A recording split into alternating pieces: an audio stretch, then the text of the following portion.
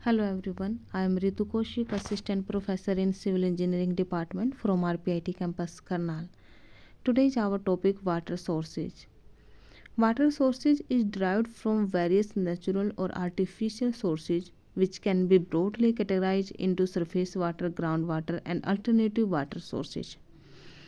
ठीक है, वाटर क्या होता है कि वाटर हमें या तो नेचुरल तरीके से प्राप्त होता है या फिर आर्टिफिशियल सोर्सेज से मिलता है। तो इन्हीं दो कैटेगरी के बेस पर इसको डिवाइड किया गया है।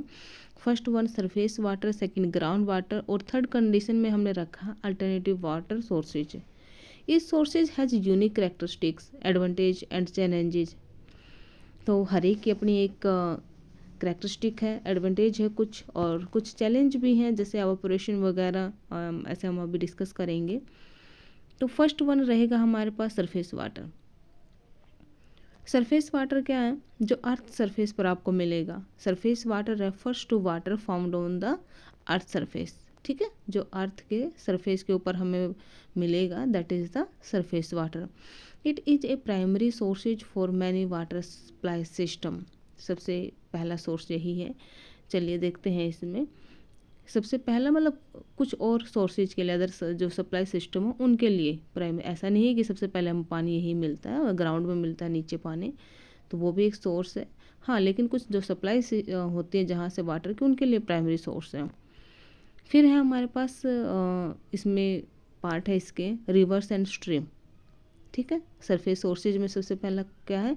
Rivers and stream. तो रिवर्स में क्या है? River and stream are flowing bodies of fresh water that are replaced by rainfall, melting snow and the natural spring. River और स्ट्रीम क्या है कि वाटर की वो बॉडीज है जिनमें आपको फ्रेश वाटर मिलता है, और जैसे बारिश होती है तब वाटर में फिल हो जाता है, या फिर स्नोफॉल होता है, या फिर नेचुरल स्प्रिंग होते हैं कुछ, उनके थ्रू इनमें पानी फिल होता है। यूज कहाँ पर कर सकते हैं हम? डोमेस्टिक सप्लाई इन होती है यहाँ से। इरिगेशन के लिए बहुत कॉमनली यूज है, इरिगेशन के लिए हम रिवर स्ट्रीम का यूज करते हैं। Industrial use and hydro power.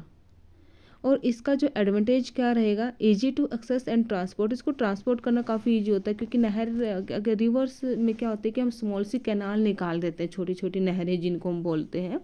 तो नहरें एक दूसरे से जुड़ी हुई होती है, ऐसे करके वो एग्रीकल्चर के लिए या फिर इंडस्ट्री के लिए काफ़ी यूजफुल होती है, और पानी आराम से सप्लाई हो जाता है वहाँ पर। लेकिन इसका चैलेंज क्या रहेगा? मतलब चैलेंजेस का मतलब है कि क्या प्रॉब्लम इसमें आ सकती है। इसमें रहेगा सस्टेप्टेबल टू पोल्यूशन। सबसे पहला है कि पोल्यूशन प्रॉब्लम। सेकेंड है सीजनल फ्लक्चुएशन। अब कई बार क्या होता है कि बारिश बहुत ज़्यादा होती है, कई बार बारिश होती ही नहीं है, तो सीजन के अकॉर्डिंग भी इसकी जो कैपेसिटी है इसमें काफ़ी चेंज होता है। And over extraction. ठीक है। सेकेंड है हमारे पास lakes and reservoirs. Lakes and reservoir में डिस्क्रिप्शन में पढ़ते हैं, नेचुरल डेप्रेशन है फिल्ड विद वाटर के। नेचुरल डेप्रेशन का मीनिंग है कि ये अपने आप ही बने हुए, जैसे कुछ नेचुरल गड्ढे बोलते हैं ना जिनको हम, तो अपने आप ही बने हुए होते हैं, ये लार्ज साइज के होते हैं जिनको हम लेक बोलते हैं।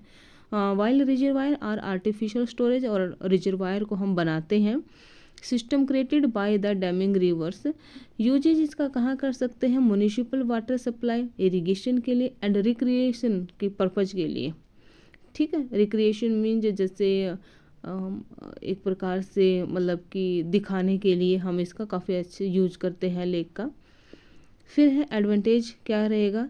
Large storage capacity and can regulate supply.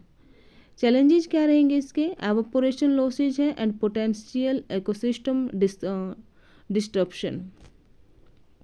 Third हमारे पास पॉन्ड। पॉन्ड में क्या रहेगा? स्मॉल टाइप के गड्ढे होते हैं एंड सेलो वाटर बॉडीज जिनको बोलते हैं, ऑफन मैन मेड होते हैं, यूज फॉर लोकल नीड्स के लिए बनाए जाते हैं। ठीक है, हम बनाते हैं इनको, और ये क्या होते हैं? लोकल नीड्स के लिए नॉर्मली बनाए जाते हैं। यूजेज क्या होगा? एग्रीकल्चर पर्पज़ के लिए यूज किए जाएंगे, फिश फार्मिंग के लिए and small scale domestic need के लिए। एडवांटेज क्या रहेगा? Local availability.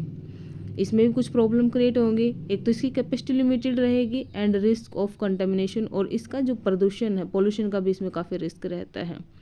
ओशियन एंड सी में क्या है? Saline water bodies covering about 71% of the earth surface. Ocean आपको पता है, सागर जो समुंदर होते हैं, इनमें क्या है कि 71% पानी तो वैसे ही अर्थ सरफेस पर ओशन और सी के द्वारा फिल किया गया भरा हुआ है। यूज क्या रहेगा इसका? Desalination for drinking water, industry, cooling and the transport. इसका यूज किया जाता है ड्रिंकिंग पर्पज़ के लिए किया जाता है, लेकिन पहले इसको क्या किया जाएगा? क्लीन किया जाएगा, ट्रीटमेंट इस पे इसको दिया जाएगा, तब जाके इसका यूज करता है ड्रिंकिंग पर्पज़ के लिए।